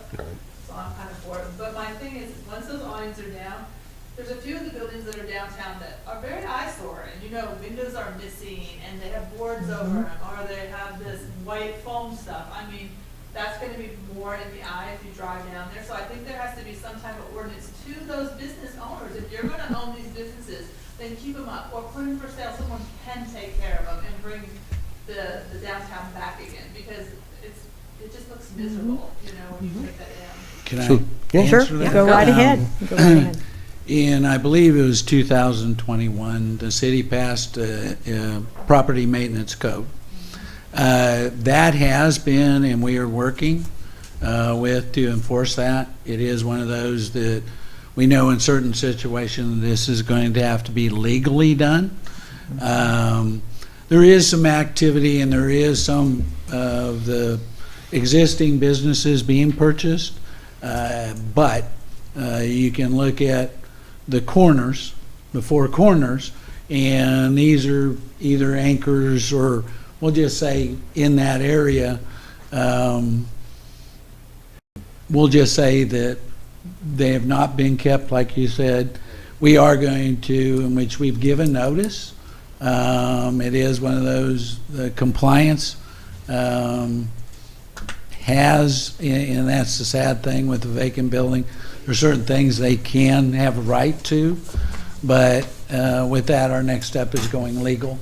Yeah, And I just want to see people say, oh, I own the business downtown, but you're not doing anything with it, so Yeah. you're really not helping the city at all. And You know, that's, I'd like to see it realized where, you know, maybe they could even, I don't know how the historical brick is, or, but I've seen them even painted like different colors of different colors that bring some vibrancy to that, and also you can bring in, what we have is the Dalton stuff, you know, and that's one thing too. I've been traveling the world, and you guys have no idea in Europe how big the Dalton is. So many people know a little bit about where the Daltons are from because we took their lives there. But it's a big thing all over, and I'd like Yeah. to see that come too into the play of the downtown area. Absolutely, yes, yeah. Yeah, to get to work on So yeah, that. if you go look at the registry at the Dalton Museum, you'll find a lot of foreign countries, folks that come through, yes, yeah. Every day. and not to, like I say, what your idea is the intent of the city. It is in 2021, the city passed the property maintenance code. If you look at the buildings, and this is not an excuse because we have to move forward, but the buildings that are down there, this didn't happen overnight. And I've had more people that encourage, that sit there and be it streets or be it downtown, that is this commission and prior commissions have sit there and tackled situations that have been going on for several years. And it didn't just happen. And like I said, we issued one notice of violation, and the owner did the minimum, which is not to our standard, but ended up pushing the windows out and letting them hit on the ground. which that's a no-no. That's something that you don't do, and that had to be corrected. So we're continually trying to do this. This is I want to say, a very first effort to do that. And it is, like I say, once you get the momentum of this does have history, and downtown is worth putting money investment. That's what we're hoping to sit there and see, that we are doing efforts to change things and not necessarily permitting what has gone on for all these years. So I can tell you from my standpoint, so I used to work in Parsons as well, and so Parsons did urban renewal as well as Coffeyville. Now theirs was actually even more extensive than Coffeyville's was. You couldn't even park downtown. You had to park out on the perimeters and walk downtown by their setup. Now they actually had a tornado go through and it demolished a bunch of stuff, so they were able to get a lot of stuff done through federal funding. But if you go through downtown Parsons today, their downtown's vibrant, and all those awnings are gone. The buildings are back to their historical fronts. You know, it's a wonderful place to go to. So it's not something that happens overnight, and I hope to God we never have a tornado that provides that opportunity. But it is a very expensive process, I can tell you that. I own buildings downtown. I have a substantial investment in them. I've got an issue with one of mine right now that I've been for the last 2 years trying to get resolved. I've finally got a structural engineer's report on it. Now I'm waiting on the contractor, so it's not something that you can just snap your fingers and it gets fixed. So, yep. Okay. But I will add, you have a very, very good point. And that's You do. what it is trying to move for the future of Coffeyville is, Absolutely. It's just a lot of legal to go through on, yes. for those that don't take care, a lot. I know we've been talking about this, especially the last couple months. You have been talking about it in your closing remarks every time about how this is going to be coming up, and that finally, since we have the sales tax and the portion that we had dedicated for downtown, because it's bad. When you talk about the places, the point of entries to downtown, to Coffeyville themselves, when you go downtown, yeah, it's not good at all. And if you're a eating establishment downtown, it's bad for you because it is. It's terrible. Do we have any further questions on this? So if you take down 9th Street, eventually you'll take down 8th. You're not just going to leave 8th and take 9th down. It's going to be a steady project, right? we want to approach this as what's needed. Is, in other words, right now, 8th Street is intact. It is aged well. So instead of having the attitude everything just comes down, we want to preserve as much as we can. But, if this becomes, and that'll be for this commission or future commissions, is that if that becomes a problem, a safety and health, then they'll probably have to address it the same way. But we don't want to, like say, if it's not necessary. And, business owners, we do listen. And that's the thing is most of them can. There's more pigeon waste. I guess they like 9th Street better. But it is one of those that, going through this and is there problem? This has been asked over and over for the last couple of years. But I can assure you and that the commission will watch that, but we don't have an intent to say. 9th Street, going back to how original was, and then even 8th Street, and we have this beautiful Midland Theater now that the light was all on. It looked great when I drove. It was amazing to see that in town also. And there was a few people that posted it also. It looked really good. That's kind of nice too. Well, and that's what. Bring it all together so it doesn't look like, oh, we have 1st Street here, and then we have 9th Street. It's like, oh, okay. So I just want to say that that's the intent is to always monitor, but because of the safety reasons and the health, is this is what we'll take care of, but the commission will always watch that going on, because I guess you want to say is we don't want to disturb anything historically unless we have to, but it is one of those that. Ninth Street turns out beautifully, and then 8th Street, if this is not 8th Street, are like, we want that too, so how do we solve And that could happen. That could happen. That would be nice. Thank you. Thank you. Yeah, thank you.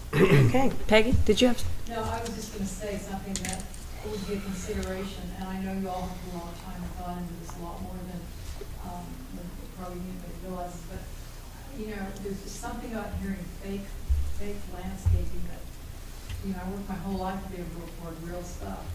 And, Lauren, are you agreeing with me? I am. Miracles do occur. Yeah. But, and I know you have reasons for it, but I would encourage you to consider, if at all feasible, trying to do things. I mean, I think we all see beautiful hanging baskets. Maybe that's not reasonable, but. There's, and I want to say, there's going to be a blend. There will be natural. It is one of those that we'll just say in areas where a person wouldn't walk. They've come out with new artificial that you'd have to go touch it to actually, that. We're just looking at something that, be it during drought, be it whatever, that it never gets away from looking like a beautiful downtown. Okay. So, a lot of states are coming out with a lot of things because of drought, and you have to have some green to break it up. But there's some certain things that are being worked on that I think will be a shock and awe. That it will look totally different, and the buildings will get brought back up, and it'll be a great place to walk. Okay. So. All right. Chris? I was just going to say, in the building where we live, our building owner does live in California, but he has already talked to us about what he's going to do once the awning, if the awning comes down. He is ready to work on his building, including putting an awning on the top of the second floor. So there's already discussion, at least for part of that property where Twister's is, to go ahead and start improvements in the awning. Okay. Awesome. And we'll make the property owner aware it's not much, but it's better than nothing, that there's certain things that can be applied for through the sales tax for the downtown. Okay. So we'll make that aware. Yeah. Okay. It is interesting just because the two building owners right next to each other live in Model Park, California, so I know there's. Yeah. All right. Okay. Any further discussion? Okay. If not, I will make a motion to approve Resolution R-23-52 as presented. Second. Motion is made by Mayor Van Oster, seconded by Commissioner Jones to approve Resolution R-23-52 as presented. Commissioner Maples. Aye. Commissioner Swindell. Aye.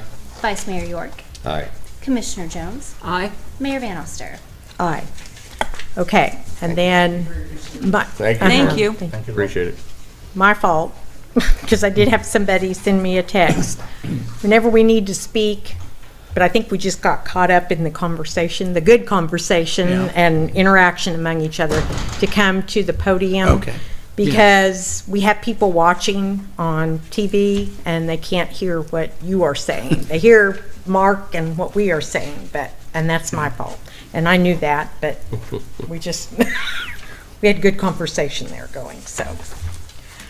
Okay, we will move on now to item number 11, which is Resolution R-23-53, which is a resolution authorizing the calling of a special question election in the city of Coffeyville for the purpose of submitting the question of imposing a 1/2 cent citywide retailer sales tax for the purpose of financing the costs of general transportation improvements throughout the city and providing for giving of notice of said election.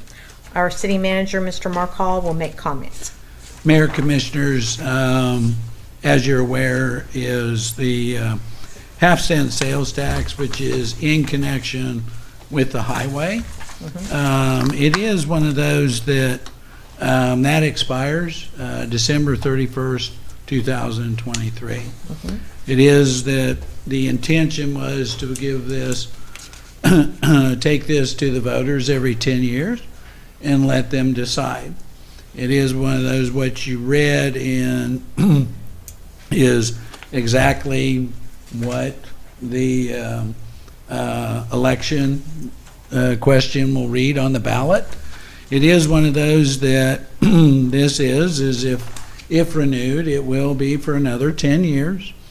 What we plan to do, and that is, it'll go to the next item, is what has been done in each sales tax issue is previous, is we need to tell the voters what we're going to do.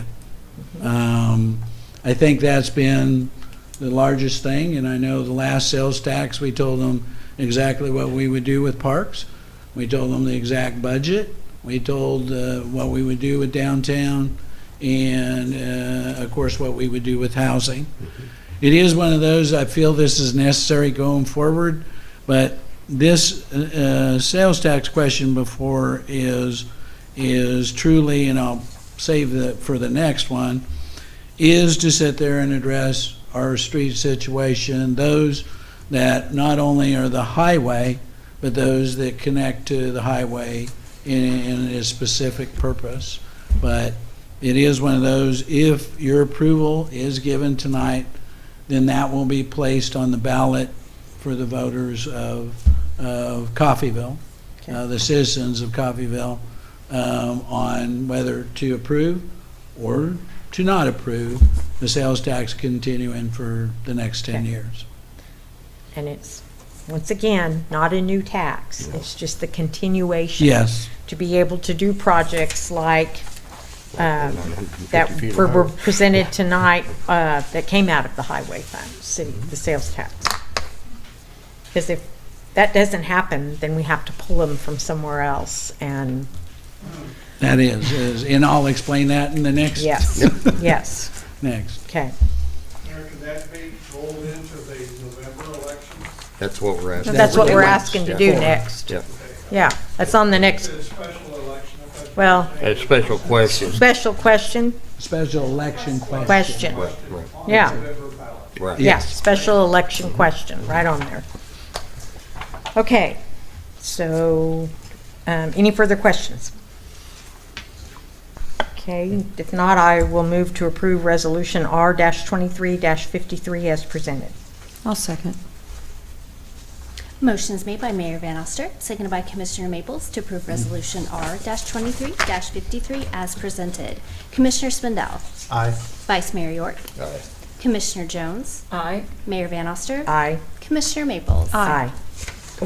I answered for you. Sorry, I was moving right along. That's okay. Didn't go fast enough. Okay, item number 12, which is a resolution R-23-54, which is a resolution to authorize the establishment of a sales tax information budget to inform the citizens of Coffeyville of the expiring half-cent sales tax that will occur on December 31st, 2023, and the intended repurposing of the expiring half-cent sales tax. City Manager Mark Hall will make comments. Mayor, Commissioners, what I'm asking for is in the funding, excuse me, the funding would come from the sales tax. And this is for informational. It is not to guide or recommend how the public vote, is simply supplying for information. Certain things that the public's not aware of, that any sales tax, it is calculated, and I feel it's more for Coffeyville, is 33% of the sales tax collection is not from people that live here inside the city limits. It's those that pass through, those that live outside Coffeyville. Some live outside and use our city streets or the highway to go to their job or to pick up groceries or go eat. It is nice to think that a third of what we are proposing to collect comes from those people. So it is like the sales tax for housing and parks in downtown. Why not take advantage of the assistance of a third of that collection by people that don't even live here? And I do feel, because of our situation, that 33% is higher.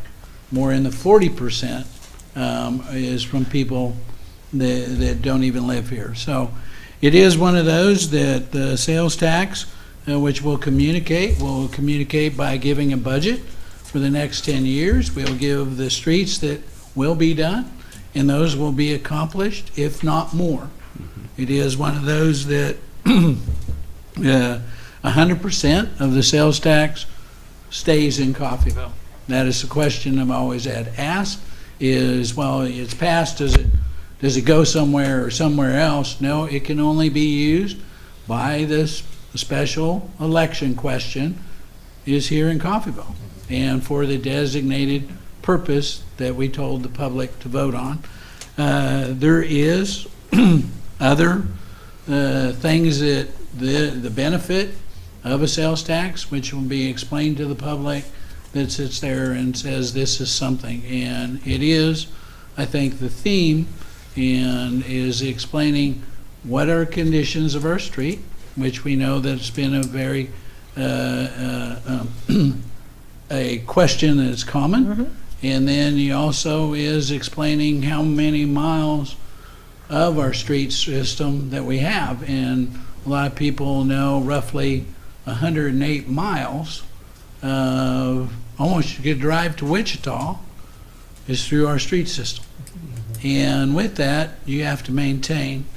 It is one of those, I will explain, one, status quo, what would happen if it is not renewed, what will happen, and that's just being fair with the community.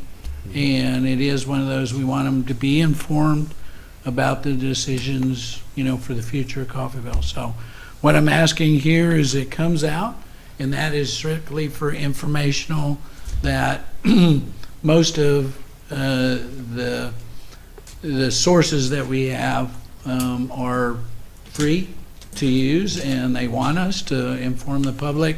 But there is some that we have to, say, a mailer or place in the newspaper, those things that we would have to do and pay for. So that's what is established with budget, and like any other project, any remaining funds and that go back to the fund. Right. We don't hold those out and use them for a rainy day. They go immediately back. Okay. All right. Any further questions for Mark?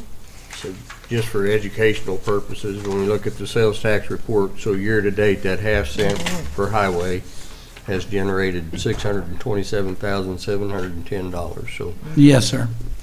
if you equate that to what it would take in property taxes to do that, it's pretty. And that'll be explained that what the equivalent, there is not a city that actually, when a street is put in, sets aside money for the future of that street. So that is something on the responsibility of the developer, and then it falls on to those who lived after, especially on residential, is if you have, and you can go to any city website of any size, Wichita, and Lawrence, all these cities explain how do you get a new street, and it's not free, and that is special assessment. And it explains clearly that I would say this is special assessment is used in all towns, but you can imagine in the middle of an overlay that would sit there and say you would go 15 years, but the property owners, and there would have to be a petition, there's a method, but is to get a mill and overlay, you're looking at probably a $40 a month payment for 15 years. So this helps that burden. It's not going to cure it, but we've got to start. We've got to start with a clear path of making Coffeyville better. I have a question about that, Mhm. half cent also. The $627,000, what was that time period? That's from the from January to today. So Okay, so- January through July, Okay. that half cent's generated that much in sales tax. Wow, okay, that's Yeah. great. All right, Yeah. that's what I wanted. Of course, if you look at, so the highway project we just approved tonight, the CLIP project with the state, that was $500 and some thousand in sales tax money that went towards that, right? Right, So okay. it gets eaten up really quick. quick. And so, Yes. yeah. But without that money, we wouldn't have that matching fund to be able to do that project. Yeah, So- but from January to now, I mean, Yeah. Yeah. that's a good chunk of money to be used back into the Mhm. city that's allocated only for the city. That's correct. That's right. Yep. Okay. Thank you. Any further questions? Mayor, if there are no other questions, I'll move to approve Resolution R2354 as presented. I'll second.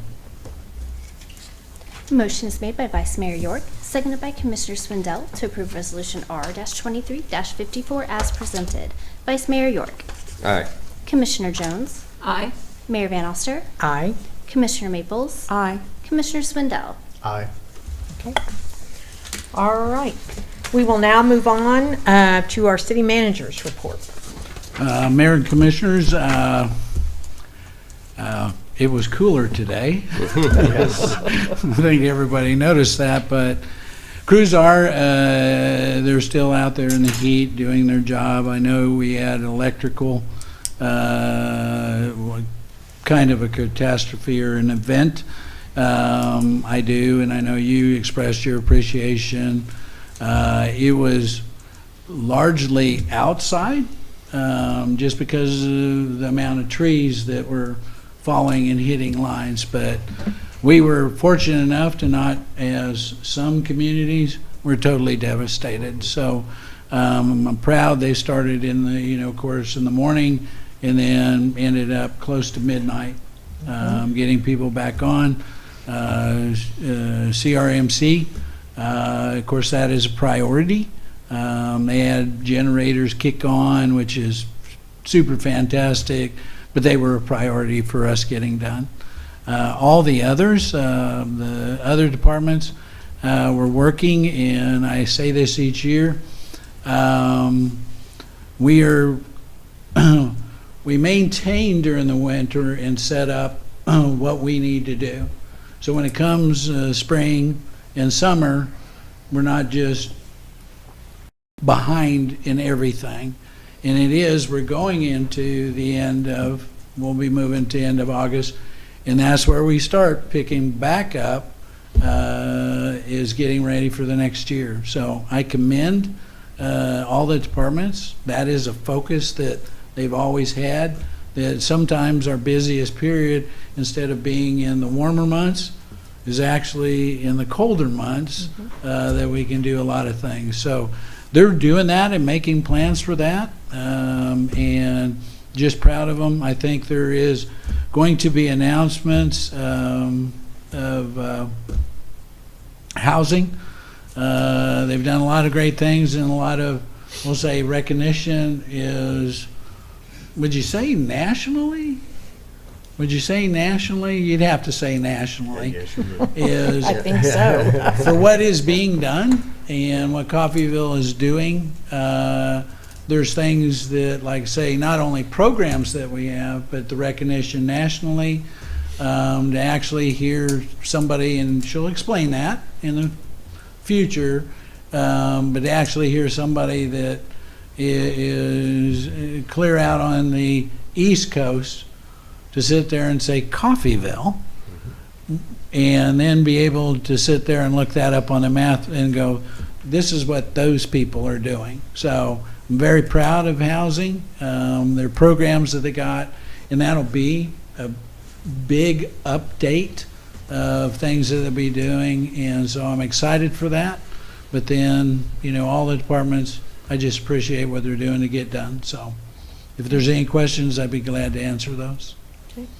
Can you talk a little bit about shrub cleanup or brush cleanup from the storm? Yes, we've had some calls, but this we posted the hours of that.